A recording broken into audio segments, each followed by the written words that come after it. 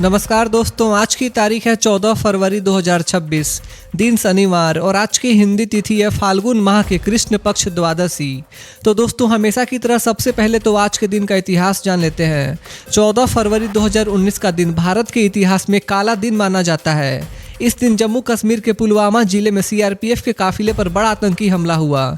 यह हमला central reserve police force CRPF के जवानों पर किया गया था।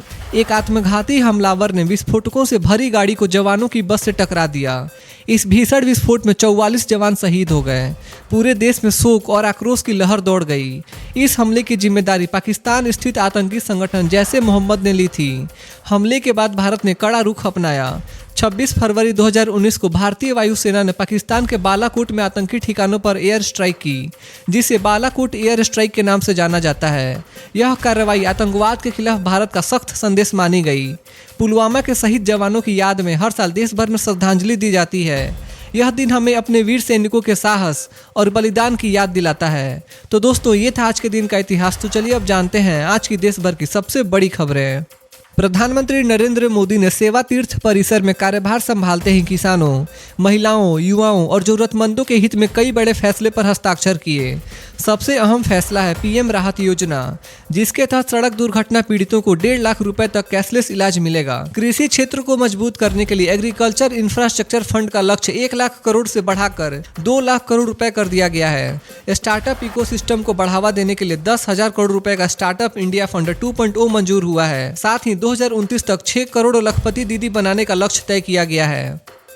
प्रधानमंत्री नरेंद्र मोदी ने बांग्लादेश नेशनलिस्ट पार्टी के नेता तारिक रहमान से फोन पर बातचीत कर चुनाव में ऐतिहासिक जीत की बधाई दी है। पीएम मोदी ने कहा कि यह जीत बांग्लादेश की जनता के भरोसे और लोकतांत्रिक विश्वास को दर्शाती है। उन्होंने शांति, प्रगति और दोनों देशों के लोगों की समृद्धि के लिए भारत की प्रतिबद्धता दोहराई। प्रधानमंत्री ने व्यापार, कनेक्टिविटी, विकास साझेदारी और पीपुल टू पीपुल टाइज को और मजबूत करने की इच्छा जताई। करीब 20 साल बाद बीएनपी सरकार बनाने जा रही है, जिसे बांग्लादेश की राजनीति में एक महत्वपूर्ण मोड़ माना जा रहा है। बांग्लादेश में हुए संसदीय चुनाव में बांग्लादेश नेशनलिस्ट पार्टी यानी बीएनपी ने ऐतिहासिक जीत दर्ज की है। लगभग 2 दशक बाद पार्टी सत्ता में वापसी कर रही है। शुरुआती नतीजों के मुताबिक बीएनपी और उसके सहयोगियों को 200 से ज़्यादा सीटें मिली हैं। पार्टी नेता तारिक रहमान के प्रधानमंत्री बनने की संभावना है। देश पिछले कुछ महीनों से राजनीतिक अस्थिरता और आर्थिक संकट से जूझ रहा था। खासकर गारमेंट इंडस्ट्री प्रभावित हुई। मजबूत बहुमत से सरकार को सुधार लागू करने में मदद मिलेगी। नए नेतृत्व के सामने स्थिरता बहाल करना, निवेश बढ़ाना और रोजगार सृजन बड़ी प्राथमिकता होगी। केंद्र सरकार ने गेहूं और चीनी के निर्यात को मंजूरी दे दी है। सरकार ने 25 लाख मीट्रिक टन गेहूं और 5 लाख मीट्रिक टन गेहूं उत्पादों के निर्यात को अनुमति दी है। मंत्रालय के अनुसार देश में पर्याप्त स्टॉक उपलब्ध है और कीमतें भी नरम हैं। इससे घरेलू बाजार में लिक्विडिटी बेहतर होगी और किसानों को बेहतर दाम मिल सकेंगे। साथ ही सरकार ने चीनी के निर्यात को बढ़ाकर 20 लाख मीट्रिक टन कर दिया है। अतिरिक्त कोटा उन मिलों को मिलेगा जो तय समय सीमा में निर्यात पूरा करेंगी। सरकार का कहना है कि इससे घरेलू आपूर्ति और कीमतों में संतुलन बना रहेगा। राष्ट्रपति द्रौपदी मुर्मू ने नई दिल्ली में ब्रह्मा कुमारी संस्था के अखिल भारतीय सम्मेलन का उद्घाटन किया। इस दौरान उन्होंने कर्मयुग फॉर एम्पावर्ड भारत अभियान की शुरुआत की और गुरुग्राम स्थित ओम शांति रिट्रीट सेंटर के सिल्वर जुबली समारोह का भी शुभारंभ किया। राष्ट्रपति ने कहा कि आर्थिक विकास और टेक्नोलॉजी देश को मजबूत बनाते हैं, लेकिन बिना नैतिक मूल्यों के विकास असंतुलन पैदा कर सकता है। उन्होंने जोर दिया कि कर्मयोग यानी निस्वार्थ सेवा और आध्यात्मिक मूल्यों के साथ कर्तव्य पालन ही सशक्त भारत की नींव है। राष्ट्रपति ने कहा कि हर नागरिक कर्मयोग अपनाकर देश के होलिस्टिक विकास में योगदान दे सकता है। विश्व स्वास्थ्य संगठन यानी WHO ने पोलियो के खिलाफ बड़ी प्रगति की घोषणा की है। संगठन ने एक नई ओरल वैक्सीन NOPV2 को प्री क्वालिफाई कर दिया है। इसका मतलब है कि यह वैक्सीन अंतर्राष्ट्रीय क्वालिटी और सेफ्टी स्टैंडर्ड्स पर खरी उतरी है। अब यूनिसेफ जैसी एजेंसियां इसे बड़े स्तर पर खरीदकर टीकाकरण अभियान में इस्तेमाल कर सकेंगी।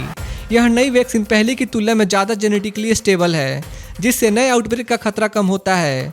हाल ही में वैश्विक नेताओं ने पोलियो उन्मूलन के लिए $1.9 अरब की सहायता का वादा किया है, ताकि हर साल 37 करोड़ बच्चों को सुरक्षा मिल सके। केंद्रीय मंत्री डॉक्टर जितेंद्र सिंह ने BIRAC RDI फंड के लिए पहला राष्ट्रीय आह्वान जारी किया है। यह 2000 करोड़ रुपए की फंडिंग विंडो 1 लाख करोड़ के research, development and innovation mission का हिस्सा है। इसका उद्देश्य हाई इम्पैक्ट बायोटेक्नोलॉजी इनोवेशंस को बढ़ावा देना और लैब रिसर्च को इंडस्ट्री तक पहुंचाना है। मंत्री ने कहा कि भारत अब इमर्जिंग टेक्नोलॉजीज में अर्ली मूवर बन रहा है। 2014 में जहां केवल 50 बायोटेक स्टार्टअप्स थे, आज उनकी संख्या 11,000 से अधिक है। भारत की बायो इकोनॉमी 165 अरब डॉलर तक पहुंच चुकी है। आवेदन की अंतिम तिथि 31 मार्च 2026 है। ब्रिक्स देशों के शेरपास और 100 शेरपास ने नई दिल्ली के नेशनल क्राफ्ट्स म्यूजियम में आयोजित एक सांस्कृतिक संध्या में भाग लिया। यह कार्यक्रम विदेश मंत्रालय और वस्त्र मंत्रालय के सहयोग से आयोजित हुआ, जिसमें भारत की पारंपरिक कला, लोक संगीत, हस्तशिल्प और भारतीय व्यंजन प्रस्तुत किए गए। बैठक भारत की अध्यक्षता में 9-10 फरवरी को हुई, जिसकी अध्यक्षता भारत के ब्रिक्स शेरपा सुधाकर दलेला ने की। भारत ने अपनी प्राथमिकताएं resilience, innovation, cooperation and sustainability theme के तहत रखी। स्वास्थ्य, ऊर्जा, जलवायु परिवर्तन और आर्थिक सहयोग पर चर्चा हुई। प्रतिनिधियों ने भारत की पीपुल सेंट्रिक पहल की सराहना की। पाकिस्तान के पूर्व प्रधानमंत्री इमरान खान की सेहत को लेकर बड़ी खबर सामने आई है।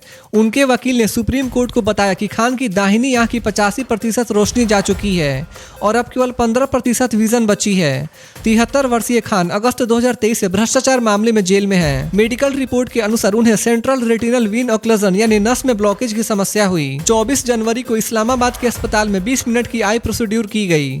सरकार ने इसे प्योरली मेडिकल इशू बताया है, जबकि उनकी पार्टी ने बेहतर इलाज और स्पेशलिस्ट डॉक्टर्स की मांग की है। T20 वर्ल्ड कप 2026 में जिम्बाब्वे ने बड़ा उलटफेर करते हुए ऑस्ट्रेलिया को 23 रन से हरा दिया। कोलंबो के आर प्रेमादास स्टेडियम में खेले गए मुकाबले में जिम्बाब्वे ने पहले बल्लेबाजी करते हुए 20 ओवर में 169 रन बनाए। ब्रायन बेनेट ने नाबाद 64 रन की अहम पारी खेली। जवाब में ऑस्ट्रेलिया की शुरुआत बेहद खराब रही और टीम 38 रन पर 4 विकेट गंवा बैठी। मैक्सवेल और रेनशॉ ने कोशिश की, लेकिन टीम 146 रन पर ऑल आउट हो गई। ब्लेसिंग मुजरबानी ने 4 विकेट लेकर जीत की नींव रखी। यह ऑस्ट्रेलिया पर जिम्बाब्वे की ऐतिहासिक जीत है। रेल मंत्री अश्विनी वैष्णव ने राज्यसभा में जानकारी दी कि वर्ष 2025 में आधार आधारित ऑथेंटिकेशन और मजबूत साइबर सिक्योरिटी सिस्टम की मदद से 3 करोड़ 3 लाख संदिग्ध यूजर आईडी बंद की गई हैं। इससे असली यात्रियों को टिकट बुकिंग में बड़ी राहत मिली है।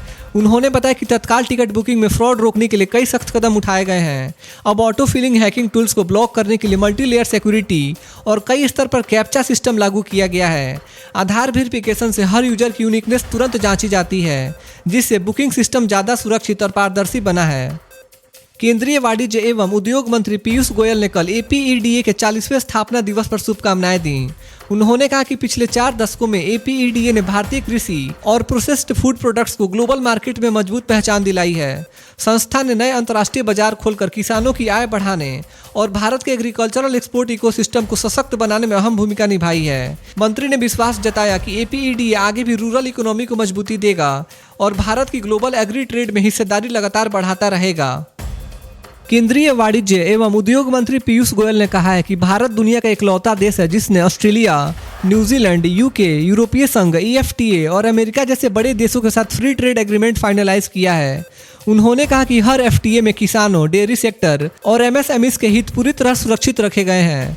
मंत्री ने बताया कि प्रधानमंत्री मोदी ने रिफॉर्म्स को मिशन मोड में आगे बढ़ाया है। अब तक 9 FTAs के तहत 38 देश कवर हुए हैं, जो वैश्विक अर्थव्यवस्था के 2/3 हिस्से का प्रतिनिधित्व करते हैं। उन्होंने कहा कि ग्लोबल वैल्यू चेन में AI का विस्तार भारत के बिना मुश्किल है।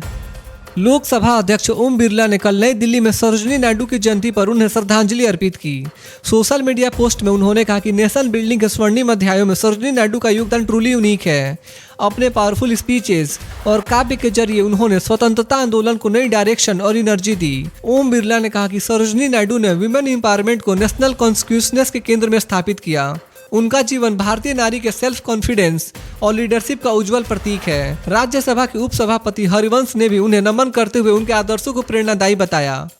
सोना और चांदी के भाव में नोटेबल वोलेटिलिटी देखने को मिल रही है। इंडिया में सोने की कीमत गिरावट के साथ 24 कैरेट सोना 15,578 रुपये प्रति ग्राम है, जबकि 22 कैरेट सोना 14,280 रुपये प्रति ग्राम पर ट्रेड कर रहा है। दोनों पिछले दिन की तुलना में कम बने हुए हैं। चांदी की कीमत भी 2,80,000 रुपये प्रति किलोग्राम के स्तर पर है, जो पिछले सेशन से सस्ती बनी है। इस गिरावट के पीछे उतार चढ़ाव और ग्लोबल क्यूज का असर बताया जा रहा है। ऐसे में खरीदार और इन्वेस्टर्स मूल्य रुझानों पर नजर रख रहे हैं। तो दोस्तों, आज के लिए बस इतना ही था। देश भर के छोटे बड़े अपडेट्स और हर दिन के मुख्य समाचार देखने के लिए हमारे YouTube न्यूज़ चैनल इंडियन जनता न्यूज़ को सब्सक्राइब जरूर करें। मिलते हैं अगले वीडियो में, तब तक के लिए बाय बाय, टेक केयर, जय हिंद।